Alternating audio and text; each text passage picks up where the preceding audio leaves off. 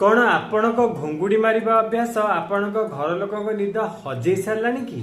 तेबे एहा केवल घुंगुड़ी नुहे, गोटे हेल्थ अलार्म होई थाई पारे। जोर रे घुंगुड़ी सह श्वास अटकी जिबा, हठात जोर रे श्वास नेबा, सकाळु उठिले थका थका लागिबा आ दिन जाक निदुआ निदुआ लागिबा, ए सबु लक्षण स्लीप आपनिया होई पारे।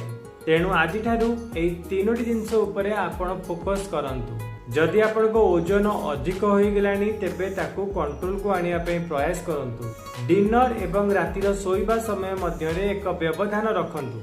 सोइबा समय रे चिति होई न सोई बाम पार्श्व को माड़ी होई सुअंतु।